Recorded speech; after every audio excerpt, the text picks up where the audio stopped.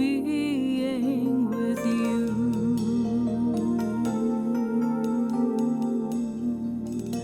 Saat terindah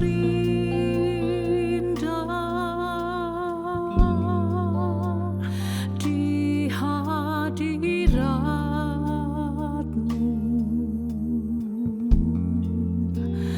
berkat melimpah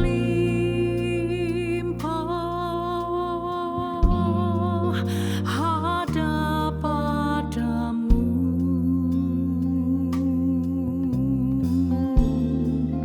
Ku dipulihkan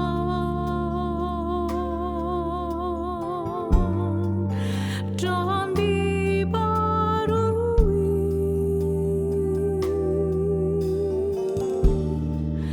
dalam hadiratmu. Ada sukacita.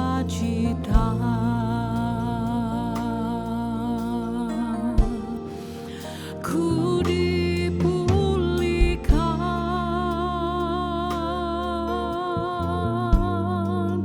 dan dibarui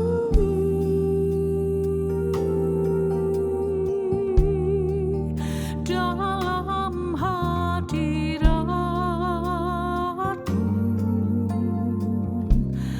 Ada sukacita.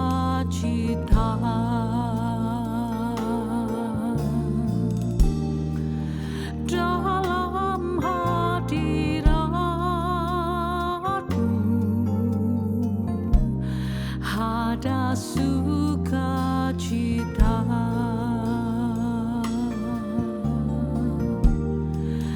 Dalam hadiratmu ada sukacita.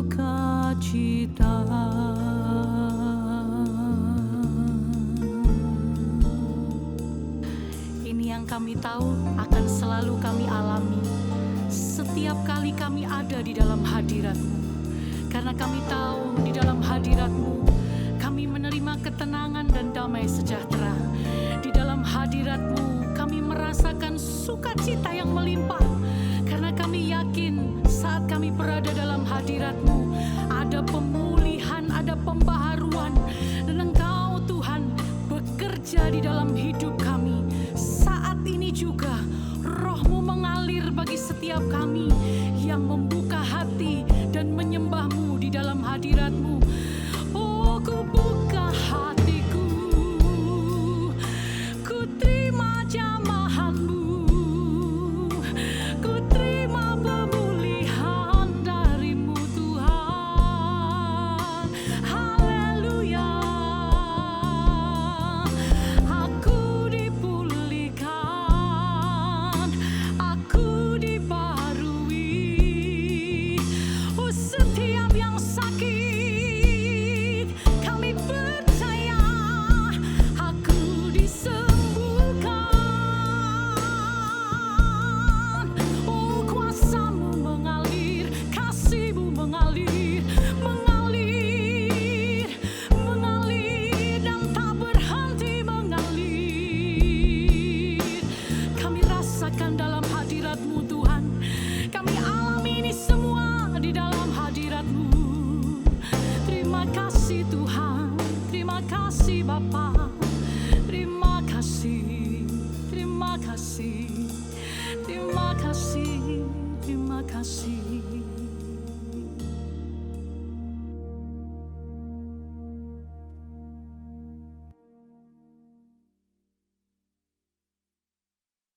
Kami mau menyambut kebenaran-Mu, Bapa.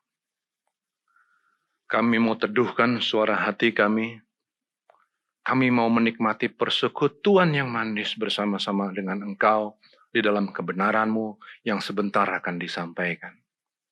Kami serahkan waktu ini ke dalam tangan Tuhan. Kiranya Engkau berkarya Tuhan di dalam hidup kami. Engkau menyentuh kami melalui firman yang akan segera disampaikan ini. Terpujilah nama-Mu. Dalam nama Tuhan Yesus kami berdoa. Amin. Shalom, selamat pagi kekasih-kekasih hati Tuhan. jemaat di GSKI Betaningindhen, Sukomanunggal, Citraland, Manyar, dan seluruh cabang di Surabaya dan sekitarnya. Hari ini tanggal 5 Juli tahun 2020, saya akan menyampaikan suatu pesan firman Tuhan yang saya berikan judul Cinta yang Tak Terbeli. Alkitab bukan hanya sebuah buku keagamaan, melainkan adalah sebuah kitab penuntun hidup. Saya ulangi dulu, Alkitab itu sesungguhnya bukanlah buku keagamaan. Alkitab itu adalah suatu tuntunan hidup, yaitu sebuah kitab yang menunjukkan kepada pembacanya suatu tuntunan untuk dapat membangun hubungan. Penting ini, membangun hubungan antara manusia dengan Allah. Hubungan antara manusia dengan Allah. Hubungan yang seperti apa? Hubungan kasih. Sehingga melalui tuntunan itu, manusia dapat menjadi mempelai yang layak bagi Allah. Bukankah manusia adalah mempelai baginya? Demikian disampaikan oleh Allah melalui Hosea. Lewat pembacaan terhadap firman Tuhan ini kita akan mengerti betul siapa kita di hadapan Allah. Kita ini adalah mempelai baginya. Saya bacakan. Hosea 2 ayat 19 sampai 20 dikatakan sebagai berikut. Aku akan menjadikan engkau istriku, kata Allah, untuk selama-lamanya. Dan aku akan menjadikan engkau istriku dalam keadilan dan kebenaran.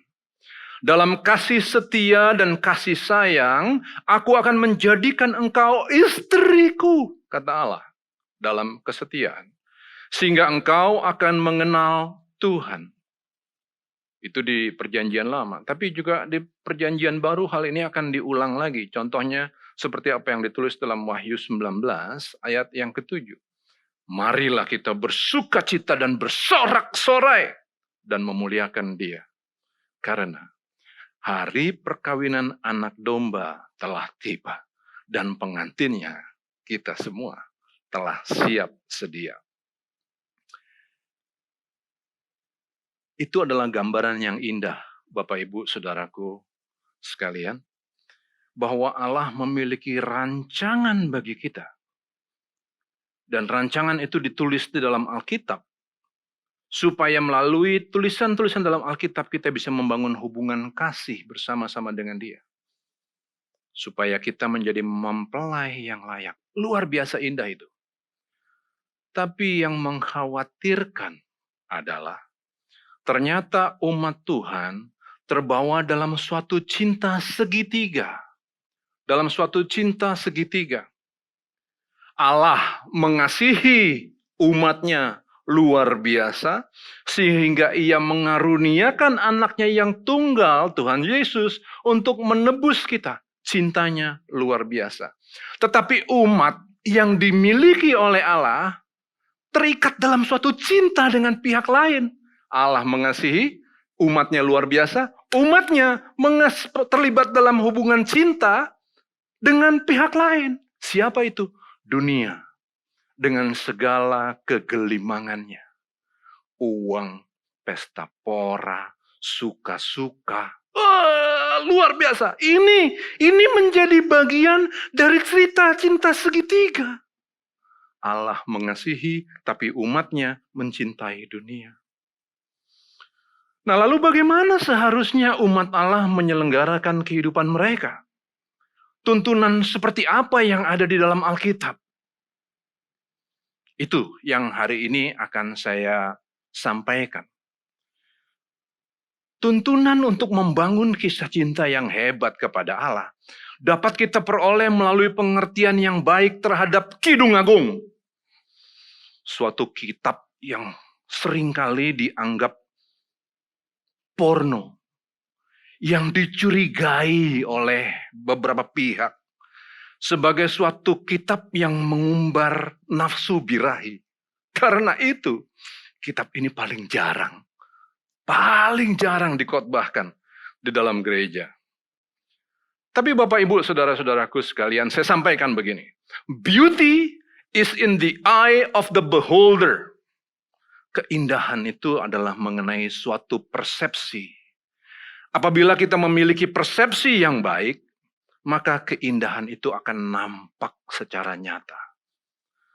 Ketika pikiran kita dipenuhi dengan pikiran yang tidak indah, ketika kita tidak memiliki pemahaman yang cukup, maka keindahan itu akan hilang. Diganti dengan kecurigaan. Itulah yang terjadi dengan Kidung Agung. Kurang dipahami, sehingga akhirnya tidak nampak keindahannya. Mari kita pelajari terus, makin dalam. Dan saya akan menjelaskan ini secara perlahan-lahan, supaya bisa dinikmati oleh Bapak Ibu saudara-saudaraku sekalian, dimanapun Bapak Ibu saudara-saudara berada. Pertama-tama saya sampaikan begini. Dalam kanon Yahudi, kitab Kidung Agung ini disebut dengan suatu istilah yang hebat. Disebut sebagai Shir Hashirim. Kitab di atas segala kitab. Bayangkan. Apabila dia dianggap sebagai kitab di atas segala kitab, tentunya kitab ini tidak porno. Dalam bahasa Inggris disebut sebagai The Song of Songs. Nyanyian di atas segala nyanyian. Rabi Akiva, salah satu rabi yang terhormat di zaman dahulu, menyebut kitab ini dengan istilah sebagai berikut. Saya sampaikan dalam bahasa Ibrani, supaya lebih berbobot. Atau gimana gitu. Saya bercanda tuh, Bapak Ibu. Tapi dengarkan apa yang saya mau sampaikan ini. Dalam bahasa Ibrani, Rabi Akiva berkata, Shekol haketuvim kodesh, feshir hashirim kodesh kadashim. Dia katakan, bahwa seluruh bagian dari kitab hikmat. Jadi Kidung Agung ini kan adanya di dalam kitab hikmat.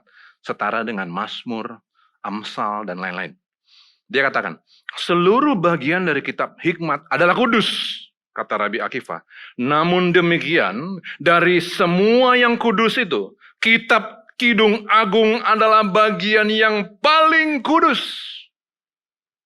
Indah. Kitab ini kitab yang indah.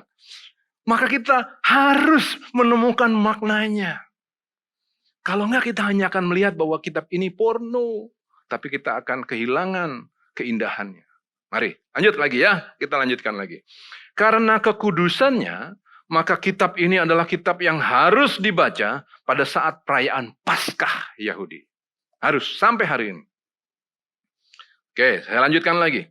Kitab ini adalah suatu drama sebetulnya. Adalah suatu drama seperti suatu drama musikal. Yang terdiri dari banyak babak, yaitu 7 episode. Pertama, gadis sulam di perkemahan Salomo. Gembala kekasih gadis sulam datang. Tokohnya di sini ada gadis sulam. Raja Salomo. Kekasihnya, yang kekasih gadis sulam yang adalah gembala sederhana, putri-putri Yerusalem yang adalah wanita pelayan di istana Salomo, dan putri-putri Sion yang adalah penduduk Yerusalem. Nah, ini drama. Di babak pertama, gadis sulam di perkemahan Salomo. Kemudian ada gembala kekasih gadis sulam datang. Kemudian gadis sulam merindukan gembalanya. Kemudian ada lagi gadis sulam di Yerusalem. Mimpi sang gadis, rayuan Salomo yang terakhir, dan gadis sulam pulang. Ada 7 babak. Oke. Nyanyian ini digubah oleh Salomo dengan menggunakan bahasa puisi yang luar biasa. Karena keterbatasan kita nggak ngerti bahasa Ibrani. Kita nggak ngerti budayanya, sastranya. Maka keindahan dari kitab ini jadi sulit untuk bisa kita nikmati. Tidak heran bila kemudian kitab ini dihindari. Dramanya tuh padahal, dinamis bagus banget. Oke, baik, saya lanjutkan lagi. Saya mulai sekarang mau bercerita tentang apa yang ditulis di dalam kidung ini. Yang ditulis adalah suatu cerita cinta segitiga. Kisah cinta itu selalu menarik untuk jadi bahan cerita. I love you, And you love me. That's nice, you know. Tapi kurang intriguing, kurang gitu, kurang menarik gitu. Waktu cerita cinta itu adalah cerita cinta segitiga, I love you, but yet you love somebody else. Nah, di situ cerita itu menjadi jauh lebih menarik. Itulah yang ditulis dalam Kidung Agung. I love you, but yet you love somebody else. Oke. Cerita ini dimulai, saya akan mulai dari Kidung 8 ayat yang ke-11. Di perkemahan Salomo. Salomo mempunyai kebun anggur di Baal Hamon. Di mana tempatnya? Nobody knows. Ini suatu cerita puitis. Belum tentu menyebutkan tempat secara tepat. Ini hanya cerita yang disampaikan dengan cara yang puitis. Nah, Salomo mempunyai kebun anggur di Baal Hamon. Kemudian ketika dia datang ke sana, di kebun anggurnya ini, dia melihat satu orang pemetik atau pekerja di kebun anggur yang cantik luar biasa. Memang hitam aku, tetapi cantik. Kidung 1 ayat yang ke-5. Warna hitam kulitnya itu menunjukkan bahwa dia gadis biasa. Yang biasa kerja di kebun anggur. Metik anggur, kena matahari, hitam. Ini adalah wanita desa. Wanita yang biasa sekali. Tapi cantik. Dengan kekuasaannya, ingat Raja Salomo ini. Kita lagi bicara mengenai Raja Salomo. Raja yang gagah perkasa. Yang dikatakan orang yang paling berhikmat pada zaman itu. Tidak ada orang yang lebih kaya ataupun lebih berhikmat daripada Salomo di seluruh Yerusalem. Dikatakan begitu. Nah, orang ini, Raja Salomo, lagi datang ke suatu desa kecil, bayangin. Dia gede, dia besar, dia berkuasa. Datang ke suatu desa kecil. Di sana dia ketemu perempuan desa yang sederhana, hitam, tapi cantik. Dengan kekuasaannya, Salomo perintahkan, bawa gadis desa itu masuk ke perkemahan. Itu tuh, yang hitam, tapi cantik. Iya, yang itu, yang hitam, tapi cantik. Bawa masuk ke perkemahan. Dibawa masuklah gadis sulam ke perkemahan Salomo. Padahal waktu itu Salomo sudah punya permaisuri ada 60, selir di 80, dan darah-darah tak terbilang banyaknya. Kidung 6 ayat 8. Udah punya banyak. Salomo udah punya banyak kekayaan, hikmat, luar biasa orang ini. Tapi dilihat satu perempuan itu, bawa lagi yang itu. Tambahin. Bawa masuk ke perkemahan. Sekarang mari kita lihat dari kacamata gadis sulam. Perempuan sederhana, hitam. Seperti saya ini hitam. Tapi bedanya dia cantik, saya enggak. Dibawa masuk ke perkemahan Salomo. Apa yang dia lihat kira-kira? Kemewahan yang luar biasa. Keagungan seorang raja yang luar biasa. Tapi dia tidak tergoyahkan. Luar biasa. Gadis sulam yang sederhana, dia punya kekasih. Kekasihnya adalah gembala domba. Dia lihat Salomo dengan segala keagungannya. Enggak tergoyahkan. Kemudian gadis sulam berkata, Kidung 1, kiranya ia mencium aku dengan kecupan. Ini adalah ucapan gadis sulam kepada kekasih hatinya. Bukan kepada Salomo. Ini gadis sulam kepada kekasih hatinya. Kiranya ia mencium aku dengan kecupan. Karena cintamu lebih nikmat daripada anggur. Harum bau minyakmu bagaikan minyak yang tercurah namamu. Dan selanjutnya, memang hitam aku, tetapi cantik. Hai putri-putri Yerusalem, seperti kemah orang Kedar, seperti tirai-tirai orang Salma. Janganlah kamu perhatikan bahwa aku hitam karena terik matahari membakar aku. Dia merindukan, dia rindu sama kekasihnya. dirayu sama dayang-dayang, dirayu. Supaya si gadis sulam mau sama Salomo. Dayang-dayang berkata begini.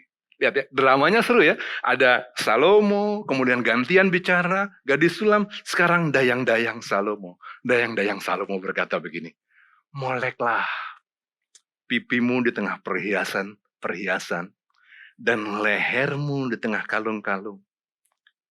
Gadis sulam, aku kasih tahu, kami akan membuat bagimu perhiasan-perhiasan emas dengan manis-manis, dengan manik-manik perak. Ayo, aku kasih kamu nggak punya kan? Karena itu kamu harus kerja kan? Hitam kan kamu di padang anggur? Ayo. Nggak terpengaruh loh. Gadis sulam nggak terpengaruh. Sama sekali dia nggak terpengaruh. Dalam Kidung 2 ayat 5 dia berkata, sakit asmara aku. Sakit asmara aku. Ada. Bahkan kemudian gadis sulam berkata begini, dia memperingatkan dengan keras dayang-dayang itu. Dia berkata begini, kusumpahi kamu, putri-putri Yerusalem, demi kijang-kijang atau demi rusa-rusa betina di padang, jangan kamu membangkitkan dan menggerakkan cinta sebelum diingininya. Aku peringati kamu, jangan kamu membuat aku jatuh cinta kepada pihak yang salah. Aku nggak mau.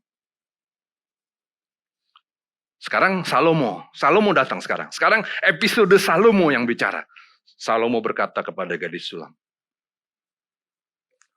merpatiku di celah-celah batu, di persembunyian lereng-lereng gunung, terlihatkah wajahmu.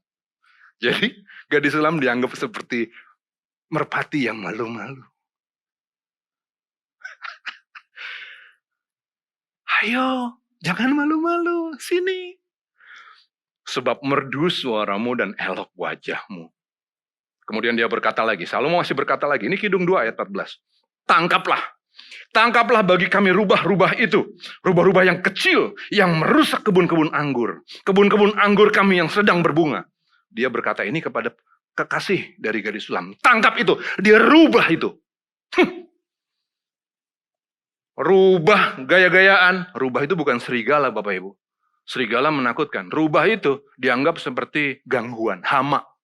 Itu kecil itu. Tangkap itu. Dia besar. Dia kepengen ngerebut kekasihnya si gembala. Itu rubah. Tangkap itu. Tapi dengarkan.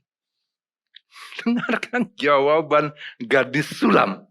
Di depan Salomo dia berkata. Ya, lihat ya. Udah merayu, menyuruh untuk ditangkap kekasihnya. Gadis sulam berkata begini. Kekasihku, kepunyaanku. Dan aku, kepunyaan dia yang menggembalakan domba di tengah-tengah bunga bakung.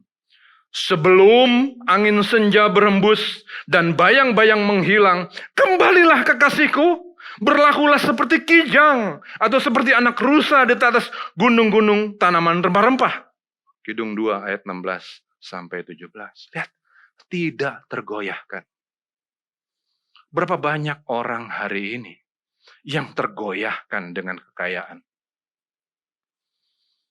Banyak cerita. Keluarga rusak gara-gara kekayaan. Hubungan bapak anak rusak gara-gara kekayaan. Orang kepingin lebih kaya lagi, lebih banyak uang, lebih bagus mobilnya. Tapi hubungan antara bapak dengan anak rusak. Bapak kemudian berkata, anak, kenapa kamu rusak? Bukankah aku sudah berikan semua kekayaan? Bapak, bukan kekayaan yang dibutuhkan anakmu. Harusnya anak-anak, bahkan seluruh jemaat Tuhan hari ini mengambil sikap gadis sulam yang tidak terbeli dengan kekayaan.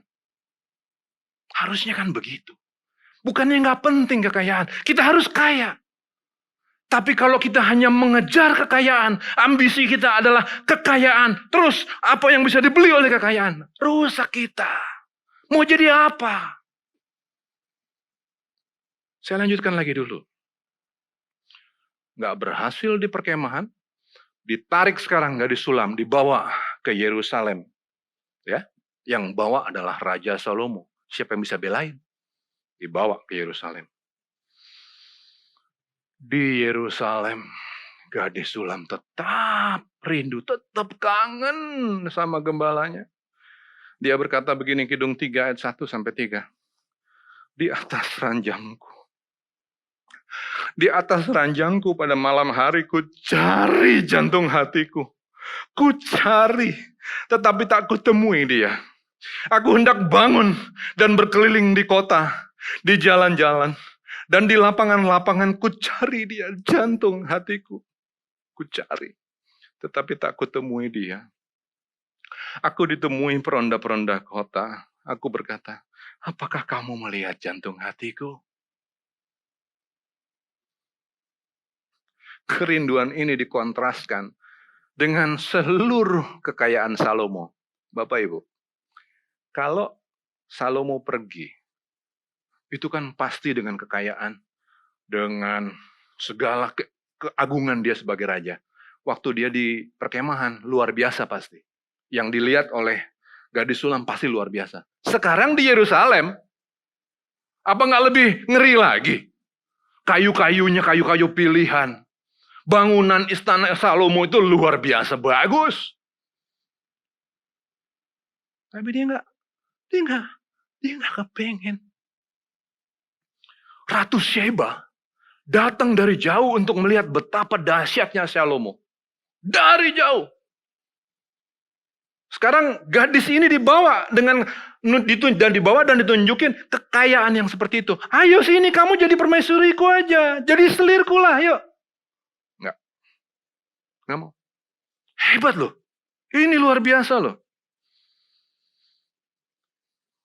Kemudian, untuk yang kedua kali, gadis sulam berkata, kusumpai kamu putri-putri Yerusalem. Dia marah lagi. Jangan bikin aku mengasihi orang yang tidak pantas. Orang yang tidak pantas. Salomo bukannya pantas untuk dikasihi. Enggak. Aku mengasihi kekasihku. Gembala yang sederhana. Terus tahu nggak apa yang dibikin sama Salomo? Salomo datang dengan baju kebesaran yang luar biasa. Dan for this special occasion, dia pakai mahkota yang spesial. Dikatakan begini dalam Kidung 3 ayat 11. Putri-putri Zion, keluarlah dan tengoklah. Raja Salomo dengan mahkota yang dikenakan kepadanya oleh ibunya pada hari pernikahannya. Pada hari kesukaan hatinya. Dia pakai mahkota yang dikasih sama ibunya. Jadi berharga banget mahkota ini. Dia mau nunjukin kepada gadis Salomo. This is me and I love you. Tadi perempuan-perempuan putri-putri Yerusalem, yaitu adalah dayang-dayangnya gadis sulam udah dimarahin. Sekarang, Salomo yang datang dengan kebesaran, kemegahan, pakai mahkota yang dikasih sama ibunya, ditolak lagi. Mentah-mentah, ditolak habis. Sulam berkata, bangunlah hai angin utara, dan marilah hai angin selatan. Bertiuplah dalam kebunku, supaya semerbaklah bau rempah-rempahnya. Semoga kekasihku datang ke kebunnya dan makan buah-buahnya yang lezat. Ditolak. Ia malah nanti bermimpi ketemu dengan kekasihnya, Kidung 5 ayat 2 sampai 6. Kidung 5 ayat 2, Kidung 6 ayat 3. Dan udah nggak tahu lagi mesti ngapain nih Salomo. Ditampilin kekayaan, ditawarin kehormatan, ditawarin kalung, emas, perak, dan segala kekayaan. Ditolak. Udah bingung Salomo. Udah desperate sekarang. Nah, dalam kondisi terjepit seperti ini, kemudian Salomo merayu gadis sulam dengan rayuan seksual. Sekali lagi, gadis sulam buka kacamatanya kalau dia waktu itu pakai kacamata.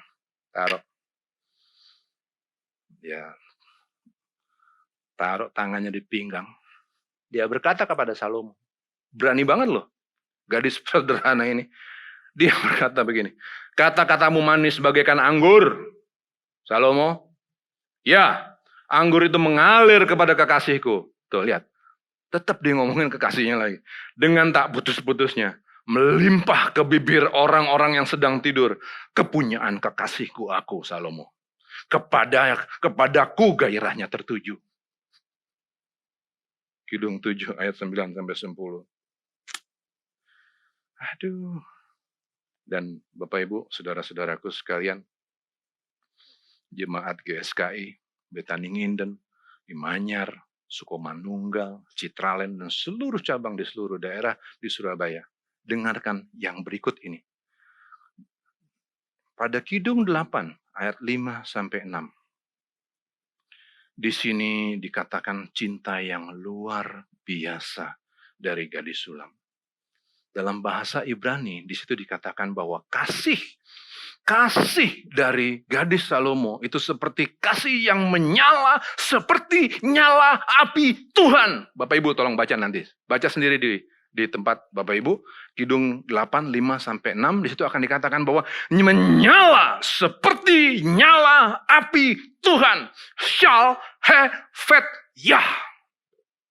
Dia berkata, cintaku kepada gembala kekasih hatiku itu seperti nyala api Tuhan.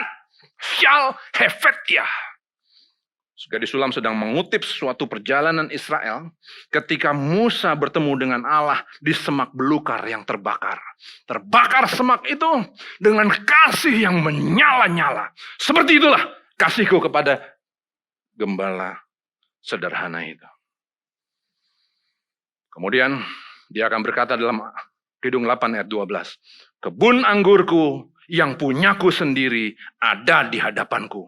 Bagimulah 1000 keping itu Raja Salomo dan 200 bagi orang-orang yang menjaga hasilnya. Dia mau berkata begini. Rajaku, engkau kaya luar biasa kan? Iya kan? Tapi biarlah kekayaanmu itu untukmu saja. Aku nggak kepingin. I do not want any part of it. None. Kalau ini dayang-dayang ini berusaha supaya mereka berusaha supaya aku mengasihimu, kasih mereka uang. I do not want any part of it. I love gembalaku. Wah, itu kan luar biasa.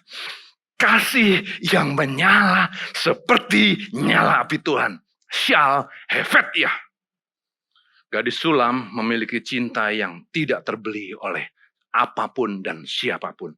Matanya hanya tertuju kepada gembalanya. Itu loh keindahan dari Kidung Agung. Suatu kisah cinta di mana gadis sulam ini tidak terbeli cintanya oleh siapapun dan apapun. Dia bertahan. Nah sekarang bagaimana aplikasinya dalam hidup? Kekuatan kasih gadis sulam kepada gembala sederhana itu adalah kekuatan kasih yang diharapkan oleh Allah untuk dimiliki kita sebagai umatnya. Kita ditebus dengan darah yang mahal.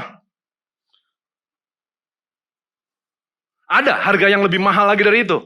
Dia menebus kita dengan darah yang mahal. Allah berharap supaya penebusan itu yang diikuti dengan perlindungan, penyertaan sempurna dari Dia. Damai sejahtera, sukacita yang diberikan olehnya. Memberi kecukupan bagi umatnya. Supaya Dia, Allah, menjadi satu-satunya kekasih hati kita. Allah mengasihi kita. Pantaskah kalau kita mengasihi dunia?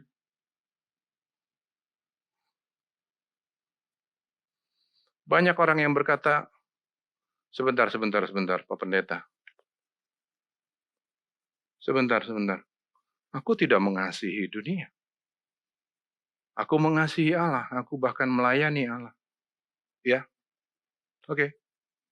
Perhatikan apa isi doa kita. Apa yang kita doakan? Apakah kita tetap punya sukacita ketika rekening kita tipis? COVID baru datang. 3 bulan, 4 bulan orang nggak kerja. Berapa bulan? Tentunya nggak ada income. Apakah tetap ada sukacita? Gimana caranya Pak? Bisa ada sukacita orang lagi susah begitu. Bukannya normal kalau kita khawatir. Khawatir. Kamu jauh lebih berharga dari banyak burung pipit. Burung pipit itu ya. Nggak ada yang mati. Nggak ada yang kelaparan. Apalagi kamu. Aku menjagaimu sempurna. Ya tapi bukannya normal kalau kita takut. Ya betul. Normal kalau kita takut. Normal banget. Tapi kita diharap untuk menjadi mempelai bagi Kristus. Normal banget kalau si gadis sulam kemudian jatuh cinta kepada Salomo. Dengan mencintai Salomo, gadis sulam bisa memberikan jalan keluar kepada keluarganya yang miskin di kampung. Bisa. Kawin aja sama Salomo. Itu pindah semua orang-orang itu dari kampung. Pasti pindah. Pasti hidupnya enak. Normal kok itu. Memang normal. Tapi ketika kita bicara mengenai kasih kepada Allah, kita bicara mengenai kualitas kasih shall hefet, ya. Suatu kasih yang menyala-nyala seperti api Tuhan. Kalau itu yang dimiliki oleh orang Kristen, orang-orang Kristen hari ini akan menjadi umat Tuhan yang membanggakan. Dia ada di dalam persoalan yang berat, tapi tetap berkata, terima kasih Tuhan. Aku tahu walaupun aku kesulitan. Ini rekening nggak kebayar, ini tagihan-tagihan nggak kebayar Tuhan. Gara-gara COVID Tuhan. Tapi aku mau bersuka cita. Kenapa sayang kamu bersuka cita? Karena aku tahu bahwa aku dilindungi oleh Tuhan. Aku mau belajar Tuhan dari gadis sulam yang sederhana itu. Yang punya cinta tidak tergoyahkan. Aku mau belajar dari situ Tuhan. Tapi kan kamu lagi susah banget. Iya, aku susah Tuhan. Tapi nggak apa-apa. It's okay. Wah, itu hebat. Itu kualitas kasih yang Tuhan harapkan. Gadis sulam ini adalah gambaran dari Hawa yang tidak tergoyahkan. Saya ulangin. Gadis sulam adalah gambaran dari Hawa yang tidak tergoyahkan. Di zaman Hawa, Adam dan Hawa di Eden, juga terjadi cinta segitiga. Allah mengasihi Adam dan Hawa luar biasa. Tapi Adam dan Hawa mengasihi godaan luar biasa. Dia kepingin seperti Tuhan. Cinta segitiga. Kalaupun ada cinta segitiga, harusnya cinta segitiga itu kualitas seperti gadis sulam. Gadis sulam mengasihi Allah luar biasa. Bukan mengasihi Salomo dan segala fasilitasnya. Ditawarin fasilitas, gadis sulam berkata, aku punya kasih yang menyala seperti cinta Tuhan. Shall have it, ya. Nah,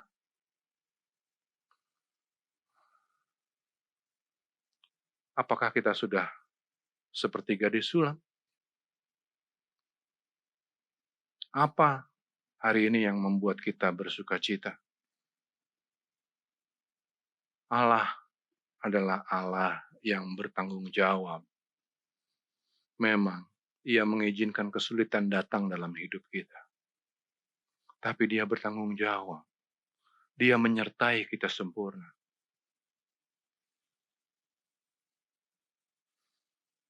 Tergantung kitanya sekarang. Ketika dalam kesulitan, apa sikap kita? Kita tiru dong mutiara. Tadi saya bicara, kita tiru gadis sulam. Sekarang saya mau bicara, kita tiru mutiara. Mutiara untuk jadi mutiara yang bagus itu, kan dia harus ngerasain sakit. Masuk pasir, ketiram, terus masuk, dia keluarin air mata, terus, tapi dia bertahan. Tetap bertahan, dan tetap senyum, dia tetap buka mulutnya. Kena masuk lagi, dia sakit lagi, tapi dia tetap bertahan. Dia terus bertahan. Jadi mutiara yang berharga. Begitu juga dengan berlian, diasah dulu, diambil dari perut bumi, diasah, asal lagi, dibentuk. Jadi berlian yang berharga. Kita ini lebih berharga dari berlian manapun. Kita lebih berharga dari mutiara manapun.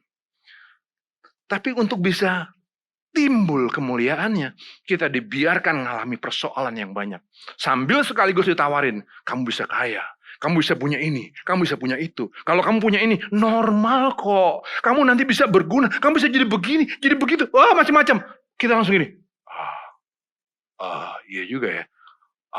Iya juga ya.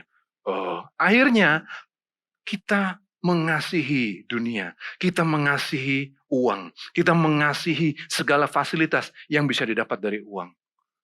Sedih. Allah mengasihi kita luar biasa, kita mengasihi uang. Nggak cantik. Andaikan kita hari ini tidak memiliki apapun, semua orang tinggalin kita. Persoalan nggak ada habis-habisnya. Akankah kita merasa cukup? Karena kita memiliki Dia yang setia?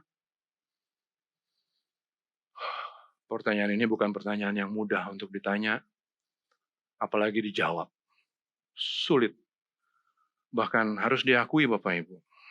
Saya sendiri sulit untuk menjawabnya. Ketika kita tidak punya apapun. Ketika semua orang tinggalin kita. Ketika persoalan nggak habis-habisnya sampai rambut botak begini. Apakah kita akan merasa cukup? Sulit. Tapi saya mau katakan, saya nggak mau cuma jadi orang yang biasa-biasa. Saya nggak mau jadi orang yang biasa-biasa. Saya mau memenuhi panggilan saya sebagai mempelai bagi Kristus. Maka saya akan berkata, aku abaikan rasa sulitku. Aku abaikan rasa takutku. Aku abaikan sakit hatiku. Aku cari Tuhan. Gimana orang nyari Tuhan? Apa yang mesti dia buat? Berbuat baiklah kepada sekeliling. Berbuat baiklah kepada sekeliling. Kasih pertolongan kepada tetangga. Kasih pertolongan kepada saudara. Hubungan yang rusak kita perbaiki lagi. Berantem dengan kakak adik kita perbaiki lagi. Nolong, saling bertolong-tolonganlah kita. Ayo, kalau memang kita adalah anak-anak Tuhan yang hidup dengan perasaan cukup, tunjukin. Gimana caranya? Lewat perbuatanmu yang baik. Lewat perkataanmu yang memberkati. Lewat segala perhatianmu yang menyenangkan buat orang lain. Padahal kamu kan lagi susah. Iya, aku lagi susah. Banyak problemku. Terus kenapa kamu bikin ini? Kenapa kamu tetap nolong orang walaupun kamu lagi susah? Sebab aku memiliki kasih yang menyala-nyala seperti api kasih Tuhan. Shall have it, iya. Amin. Mari kita tunduk kepala. Mari kita berdoa. Terima kasih Bapa. Terima kasih untuk kebenaran-Mu yang kami boleh nikmati pada saat ini. Terus bentuk kami Tuhan. Jadikan kami sebagai anak-anak yang menyenangkan hati-Mu. Ajar kami supaya kami boleh memiliki kasih yang menyala-nyala seperti kasih Tuhan. Ajar kami itu Bapa. Dan sekaligus ajar bagi kami supaya kami boleh memiliki rasa cukup. Terpujilah nama-Mu, Allah yang kekal, Allah yang kami panggil di dalam nama Tuhan Yesus. Amin.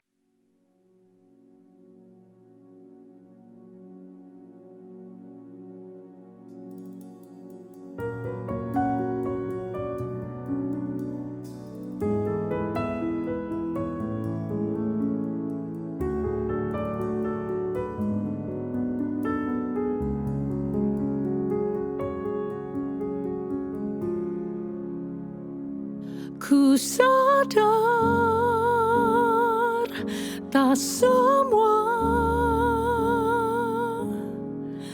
dapat aku miliki di dalam hidupku, hatiku percaya rancangan-Mu bagiku adalah yang terbaik. tak dapat melihat semua rencana-Mu, Tuhan. Namun hatiku tetap memandang padamu. Kau tuntun langkahku. Walau ku tak dapat berharap atas kenyataan hidupku, namun hatiku tetap memandang padamu. Kau ada untukku.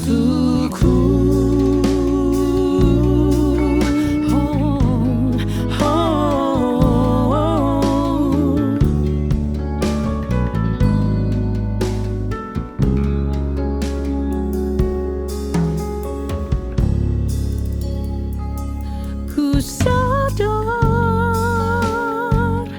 tak semua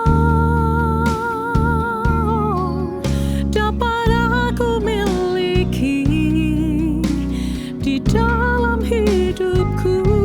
Hatiku percaya rancangan-Mu bagiku adalah yang terbaik. Walau ku tak dapat melihat semua rencana-Mu, Tuhan, namun hatiku tetap memandang padamu. Kau tuntun langkahku.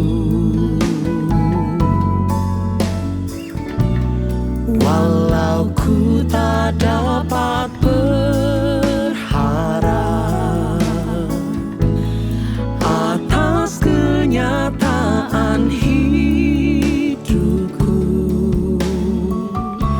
namun hatiku tetap memandang padamu. Kau ada untukku. Walau ku tak dapat melihat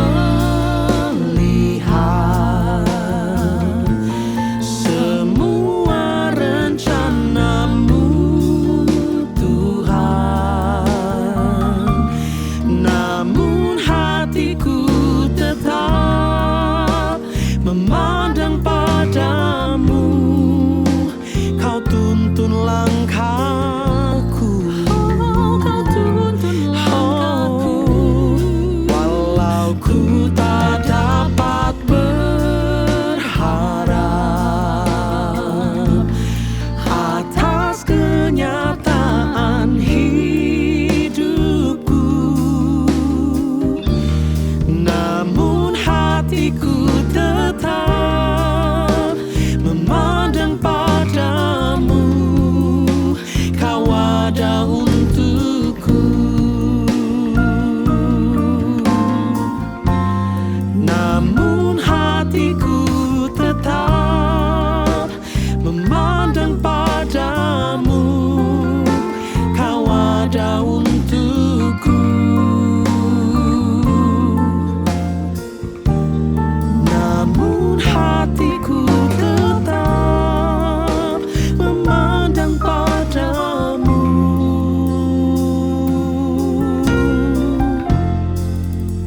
Kau ada